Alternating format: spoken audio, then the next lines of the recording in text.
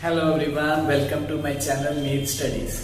My name is Harmeet Singh. So today I start the next topic of macroeconomics, that is how to control and correct excess and deficit demand.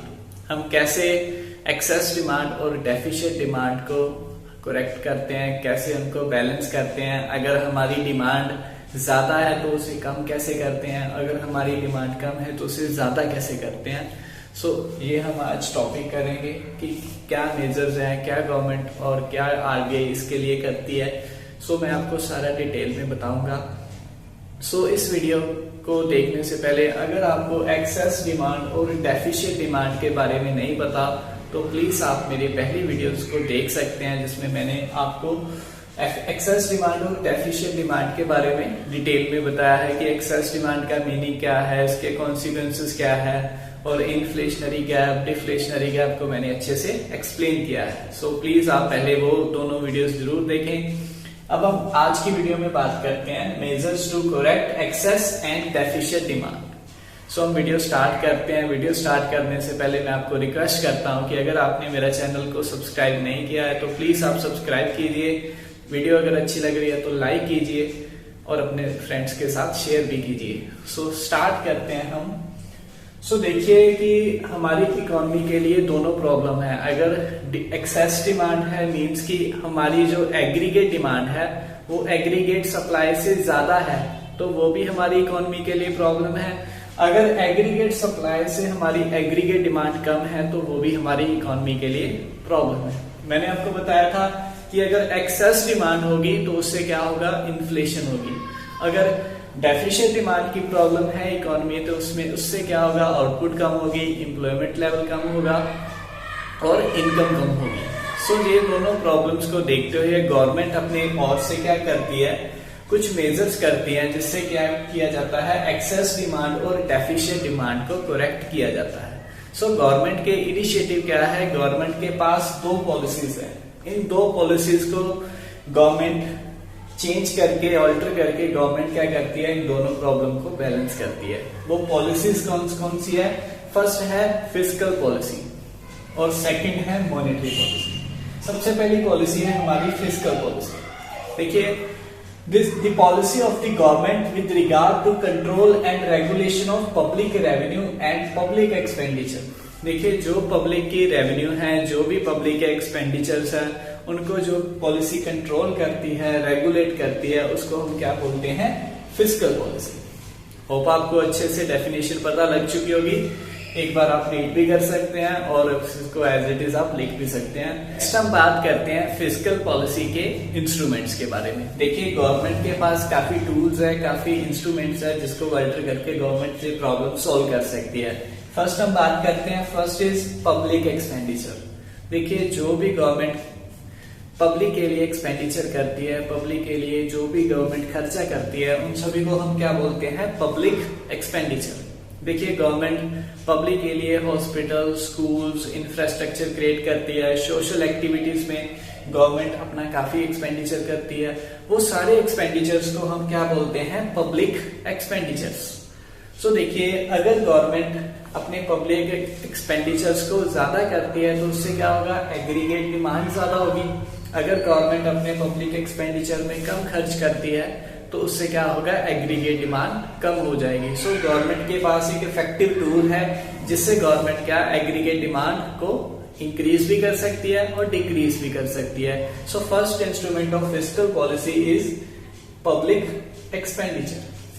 Second instrument की बात करते हैं। Second instrument is that is taxation. देखिए, taxation policy है, government क्या करती है, सभी पब्लिक से टैक्स कलेक्ट करती है। Government two type of tax collect करती है। First is direct tax and second is indirect tax.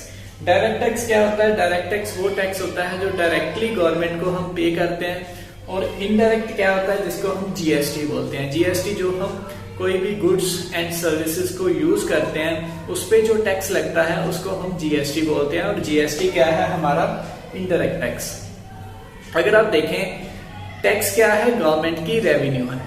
Government को अगर पैसा रिसीव हो रहा है तो किस फॉर्म में हो रहा है, टैक्स की फॉर्म में रिसीव हो रहा है। सो टैक्स क्या है? टैक्स एक कंपल्सरी पेमेंट है जो पब्लिक को, गवर्नमेंट को पे करनी होती है। सो गवर्नमेंट क्या करती है कि अगर गवर्नमेंट ने एग्रीगेट डिमांड को कम करना है तो गवर्नमेंट क्या करेगी कि टैक्स को इंक्रीज कर देगी। जो टैक्स रेट लिवाया है उस रेट को गवर्नमेंट इंक्रीज कर देगी, जिससे क्या होगा, पब्लिक की जो परचेजिंग पावर है वो कम हो जाएगी। पब्लिक के पास कम पैसा होगा और कम पैसे से पब्लिक क्या करेगी, कम डिमांड करेगी। सो इसके वाइस वर्सा देखिए कि अगर गवर्नमेंट को चाहिए कि अगर इकोनॉमी में सिचुएशन है डेफिशिएंट डिमांड की, तो गवर्नमेंट उस डेफिशिएंट डिमांड को कैसे सोल्व करती है? गवर्नमेंट टैक्स को क्या करती है, टैक्स को रिड्यूस कर देती है, टैक्स रेट को रिड्यूस कर देती है। सो उससे क्या होता है कि पब्लिक की परचेजिंग पावर क्या हो जाती है, इंक्रीज हो जाती है। पब्लिक के पास ज्यादा पैसा बच जाता है जिससे पब्लिक ज्यादा डिमांड कर सकती है। So that is the point, taxation. Taxation is a second instrument of हमारी फिस्कल पॉलिसी का। थर्ड की बात करते हैं। थर्ड है पब्लिक डेट। पब्लिक डेट एक ऑप्शन है गवर्नमेंट के लिए। गवर्नमेंट क्या करती है, पब्लिक से पैसे बोरो करती है। सो उनको गवर्नमेंट क्या करती है, इंटरेस्ट के थ्रू उनका पैसा वापस करती है। So that is the instrument of fiscal policy. इससे भी गवर्नमेंट क्या करती है, इन सारी प्रॉब्लम्स को मेजर करती है। देखिए अगर पब्लिक की परचेजिंग पावर ज्यादा है, पब्लिक के पास ज्यादा पैसा है, पब्लिक की डिमांड ज्यादा है और ओवरऑल डिमांड भी हमारी एग्रीगेट डिमांड भी एक्सेस है, तो उसको कंट्रोल कैसे करेगी गवर्नमेंट? क्या करेगी, पब्लिक से ज्यादा पैसे बोरो करेगी। पब्लिक से जब ज्यादा पैसे बोरो किए, पब्लिक की परचेजिंग पावर कम हो गई और कम परचेजिंग पावर से पब्लिक क्या करेगी, कम डिमांड करेगी। सो अगर उसके ऑपोजिट देखिए, अगर पब्लिक के पास पैसा कम है, पब्लिक की डिमांड क्या है, डेफिशिएंट है, तो क्या करेगी गवर्नमेंट कि पब्लिक से बोरो करना बंद कर देगी, घटा देगी, रिड्यूस कर देगी, जिससे क्या होगा, पब्लिक की डिमांड बैलेंस होने लगेगी, पब्लिक की डिमांड ज्यादा हो जाएगी। Next instrument is deficit financing. So deficit financing का मीनिंग क्या है? When public expenditure is more than the public revenue, so government require additional funds to meeting this deficit. so उस डेफिसिट को meet करने के लिए गवर्नमेंट को क्या चाहिए, एडिशनल फंड्स चाहिए, और एडिशनल फंड्स के लिए गवर्नमेंट क्या करेगी, न्यू पेपर करेंसी इशू करेगी। सो ये भी इंस्ट्रूमेंट है, इसको भी रेगुलेट कौन करती है, फिस्कल पॉलिसी। इस इंस्ट्रूमेंट के साथ देखिए कि अगर गवर्नमेंट डेफिसिट फाइनेंसिंग करेगी तो गवर्नमेंट न्यू नोट इशू करेगी। न्यू नोट इशू होने से क्या होगा, मनी सप्लाई इंक्रीज होगी। अगर मनी सप्लाई इंक्रीज होगी तो पब्लिक के पास ज्यादा पैसे होंगे, पब्लिक की जेब में ज्यादा पैसे होंगे, तो उससे क्या होगा, पब्लिक की डिमांड भी इंक्रीज होगी। और जो गवर्नमेंट ने सोचा था कि अगर डेफिशिएंट डिमांड की प्रॉब्लम है तो वो डेफिशिएंट फाइनेंसिंग की वजह से क्या होगी, सॉल्व हो जाएगी। अगर देखिए कि अगर गवर्नमेंट को पहले लगता है कि डिमांड पहले से ज्यादा है तो गवर्नमेंट का जो रेवेन्यू है वो भी गवर्नमेंट के एक्सपेंडिचर से ज्यादा होगा। So debt is the instrument of the fiscal policy. मैंने आपको चारों इंस्ट्रूमेंट करवाए हैं। अगर आपको कोई डाउट है तो कमेंट सेक्शन में आप दोबारा पूछ सकते हैं। नेक्स्ट हम देखते हैं कि फिस्कल पॉलिसी के कारण और फिस्कल पॉलिसी की हेल्प से कैसे गवर्नमेंट एक्सेस डिमांड और डेफिशिएंट डिमांड की प्रॉब्लम को सॉल्व करती है। पहले आप देखिए कि अगर डेफिशिएंट डिमांड की प्रॉब्लम है इकोनॉमी में, डिफ्लेशनरी गैप है, तो गवर्नमेंट क्या इंस्ट्रूमेंट यूज करेगी। सबसे पहले देखिए इंस्ट्रूमेंट मैंने आपको बताए हैं, 4 इंस्ट्रूमेंट है, उनको अल्टर करके गवर्नमेंट क्या करती है, प्रॉब्लम्स को सॉल्व करती है।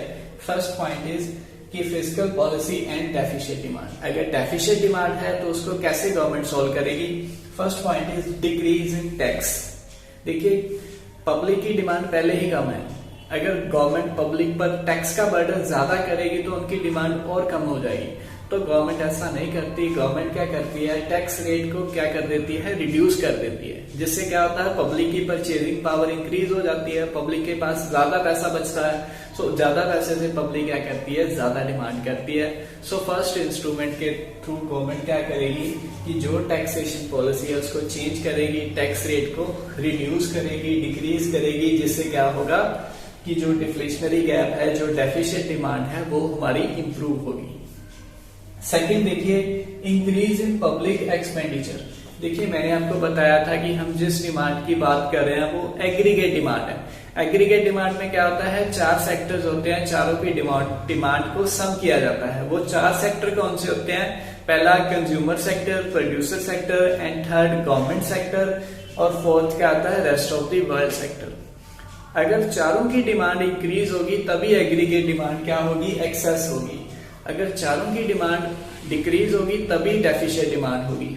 सो ओवरऑल इफेक्ट पड़ता है। अगर गवर्नमेंट अपने पब्लिक एक्सपेंडिचर को इंक्रीज कर देती है तो क्या होगा, गवर्नमेंट सेक्टर की डिमांड इंक्रीज हो जाएगी और गवर्नमेंट की डिमांड इंक्रीज होने की वजह से जो डेफिशिएंट डिमांड है इकोनॉमी में वो भी इंप्रूव होगी, वो भी इंक्रीज होनी शुरू हो जाएगी।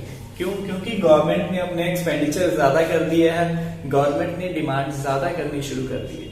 सो जेडी इंस्ट्रूमेंट के थ्रू गवर्नमेंट क्या करती है, डेफिशिएंट डिमांड की प्रॉब्लम को सोल्व करती है कि वो अपने एक्सपेंडिचर्स को इंक्रीज कर लेती है, जिससे क्या डिमांड बैलेंस हो जाती है।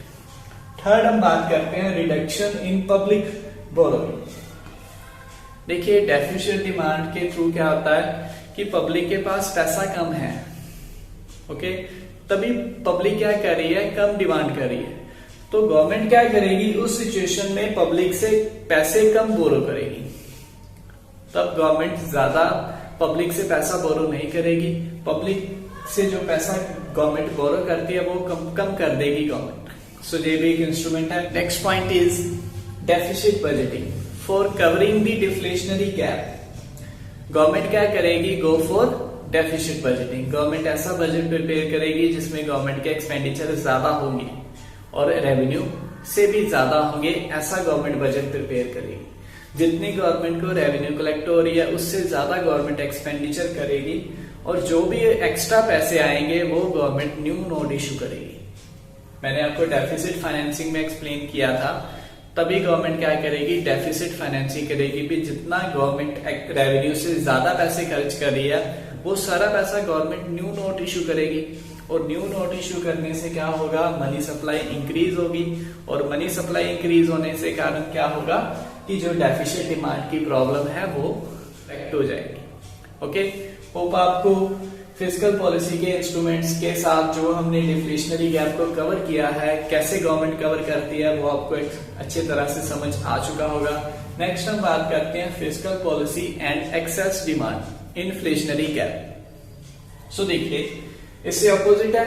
सबसे पहला है कि अगर एक्सेस डिमांड है, डिमांड बहुत ज्यादा है, तो गवर्नमेंट क्या करेगी, टैक्स को इंक्रीज कर देगी। सो गवर्नमेंट क्या करेगी, टैक्स रेट को इंक्रीज कर देगी जिससे पब्लिक की परचेजिंग पावर कम हो जाएगी। ओके, उससे क्या होगा कि जो पहले डिमांड ज्यादा थी वो डिमांड कम हो जाएगी। नेक्स्ट हम बात करते हैं डिक्रीज इन पब्लिक एक्सपेंडिचर। अगर देखिए एग्रीगेट डिमांड पहले से ही ज्यादा है तो गवर्नमेंट क्या करेगी, अपनी डिमांड कम कर देगी। जो गवर्नमेंट पब्लिक एक्सपेंडिचर में खर्च करती है वो डिमांड गवर्नमेंट कम कर देगी। गवर्नमेंट न्यू रोड प्रोजेक्ट नहीं शुरू करेगी, न्यू रोड नहीं बनेंगे, न्यू हॉस्पिटल्स नहीं बनेंगे, न्यू स्कूल्स नहीं बनेंगे उस टाइम पे जिस टाइम पे एक्सेस डिमांड की प्रॉब्लम है इकोनॉमी में। थर्ड है सरप्लस बजट। अगर गवर्नमेंट ने देखा है कि इकोनॉमी में एक्सेस डिमांड है तो गवर्नमेंट कैसा बजट प्रिपेयर करेगी, सरप्लस बजट। मतलब कि गवर्नमेंट की जितनी रेवेन्यू है उससे कम खर्च करेगी गवर्नमेंट, उससे ज्यादा खर्च नहीं करेगी। क्योंकि अगर ज्यादा खर्च करेगी गवर्नमेंट तो क्या होगा, डेफिशिएंट बजट। डेफिशिएंट बजट नहीं चाहिए गवर्नमेंट को। गवर्नमेंट को कौन सा बजट चाहिए, सरप्लस बजट चाहिए। इसका मतलब है कि गवर्नमेंट की रेवेन्यू ज्यादा होनी चाहिए गवर्नमेंट के एक्सपेंडिचर से। सो उसके लिए गवर्नमेंट क्या करेगी कि जितनी उनको रेवेन्यू कलेक्ट हुई है उससे कम गवर्नमेंट क्या करेगी, अपने एक्सपेंडिचर्स करेगी। सो इन सभी इंस्ट्रूमेंट को यूज करते हुए और इन सभी इंस्ट्रूमेंट को अल्टर करते हुए गवर्नमेंट क्या करती है कि जो एक्सेस डिमांड की प्रॉब्लम है वो सोल्व करती है। होप आपको फिस्कल पॉलिसी के इंस्ट्रूमेंट्स और कैसे गवर्नमेंट अल्टर करके जो मेजर करेक्ट करती है एक्सेस डिमांड और डेफिशिएंट डिमांड को, होप आपको अच्छे से समझ लग चुका होगा। Thanks for watching this video. अगर आपको वीडियो अच्छी लगी है तो प्लीज़ लाइक कीजिए, चैनल को सब्सक्राइब कीजिए और अपने फ्रेंड्स के साथ शेयर कीजिए। Have a nice day. Thank you.